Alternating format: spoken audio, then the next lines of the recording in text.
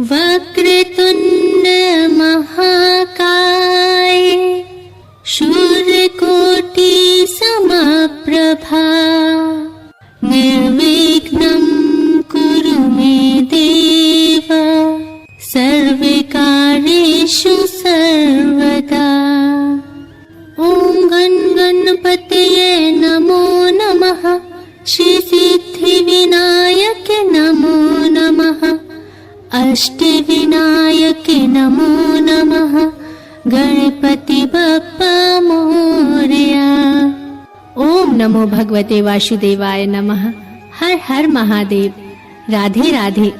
मेरी सभी माताओं बहनों और भाई बंधुओं को मेरा नमस्कार है। मित्रों, प्रतिवर्ष भाद्रपद माह में शुक्ल पक्ष की चतुर्थी तिथि से गाजे बाजे के साथ घर घर में गणपति की स्थापना शुरू हो जाती है।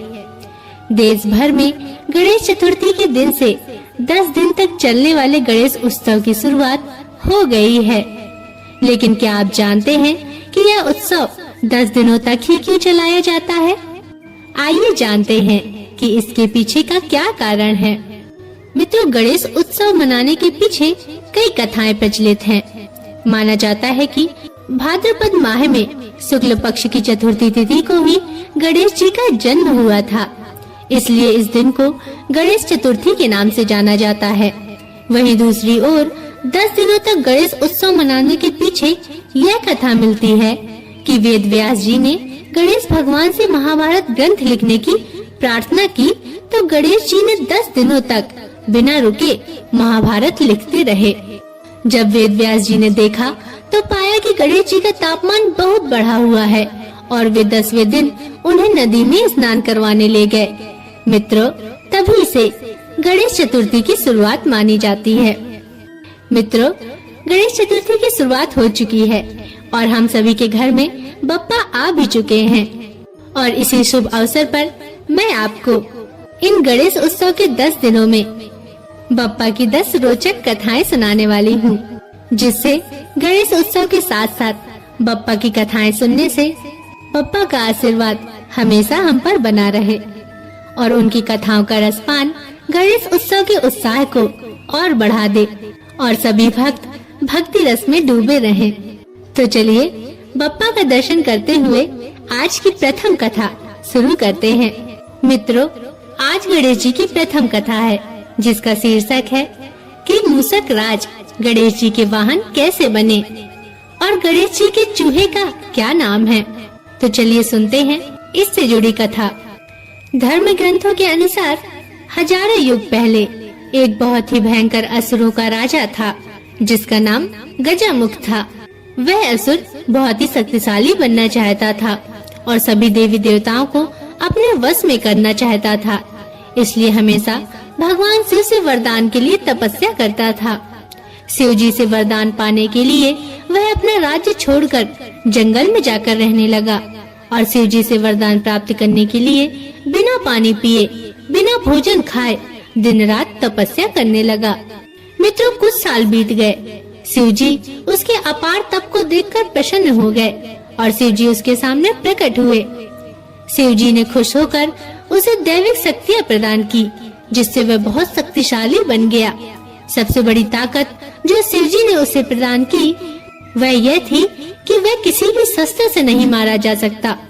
असुर गजमुख को अपनी शक्तियों पर गर्व हो गया और वह अपनी शक्तियों का दुरुपयोग करने लगा और देवी देवताओं पर आक्रमण करने लगा। मित्रों, सिर्फ भगवान शिव, विष्णु, ब्रह्मा और गणेश जी ही उसके आतंक से बचे हुए थे। गजमुख चाहता था कि हर कोई देवता उसकी पूजा करे। सभी देवता शिव, विष्णु और ब्रह्मा जी के शरण में पहुँचे और अपनी जीवन की रक्षा के लिए गुहार करने लगे।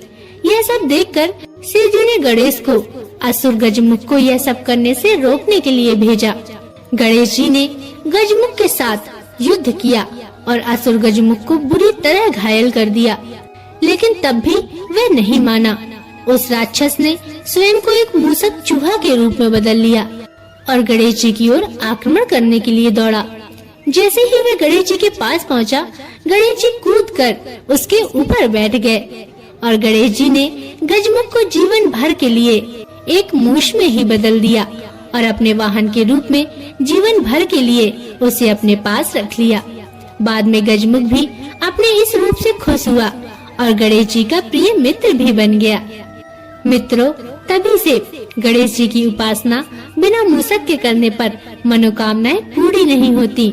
अतः हमें गणेश जी की उपासना मूषक के साथ ही करनी चाहिए। मित्रों, गणेश जी के वाहन मूषक से संबंधित एक अन्य कथा का जिक्र भी गणेश पुराण में मिलता है, जिसके अनुसार द्वापर युग में एक बहुत ही बलवान मूषक महर्षि पराशर के आश्रम में आकर महर्षि को परेशान करने लगा। उत्पाती मूषक ने महर्षि के आश्रम में मिट्टी के बर्तन तोड़ दिए, आश्रम में रखे अनाज को नष्ट कर दिया, ऋषियों के वस्त्र और ग्रंथों को कुतर डाला। महर्षि पराशर मूषक की इस करतूत से दुखी होकर गणेश जी की शरण में गए। गणेश जी महर्षि की भक्ति से प्रसन्न हुए और उत्पाती मूषक को पकड़ने के लिए अपना पाश फेंका। पाश मूषक का पीछा करते हुए पाताल लोक पहुंच गया और उसे बांधकर गणेश जी के सामने ले आया। गणेश जी को सामने देखकर मूषक उनकी स्तुति करने लगा। गणेश जी ने कहा, तुमने महर्षि पराशर को बहुत परेशान किया है, लेकिन अब तुम मेरी शरण में हो, इसलिए जो चाहो वरदान मांग लो। गणेश जी के ऐसे वचन सुनते ही मूषक का अभिमान जाग उठा। उसने कहा कि मुझे आपसे कुछ नहीं चाहिए, अगर आपको मुझसे कुछ चाहिए तो मांग लीजिए। गणेश जी मुस्कुराए और मूषक से कहा कि तुम मेरा वाहन बन जाओ। अपने अभिमान के कारण मूषक गणेश जी का वाहन बन गया, लेकिन जैसे ही गणेश जी मूषक पर चढ़े, गणेश जी के भार से वह दबने लगा। मूषक ने गणेश जी से कहा, प्रभु, मैं आपके वजन से दबा जा रहा हूँ। अपने वाहन की विनती सुनकर गणेश जी ने अपना भार कम कर लिया। इसके बाद से मूषक गणेश जी का वाहन बनकर उनकी सेवा में ही लगा हुआ है। मित्रों, यह थी गणेश उत्सव की प्रथम कथा। आशा करती हूँ कि आपको कथा पसंद आई होगी। अगर इसमें कोई त्रुटि हो तो मुझे क्षमा करिएगा। और आपसे निवेदन है कि यदि आप चैनल पर नए हैं या अभी तक आपने चैनल को सब्सक्राइब नहीं किया है तो कृपया करके चैनल को सब्सक्राइब अवश्य कर लीजिएगा और बगल में बनी हुई घंटी को जरूर दबा लीजिएगा, ताकि मैं आपके लिए ऐसी ही पवित्र कथा कहानियाँ लाती रहूं। और कमेंट में हमें जरूर बताइएगा कि आपको कहानी कैसी लगी और लिखना ना भूलिएगा। गणपति बप्पा मोरया, मंगल मूर्ति मोरया।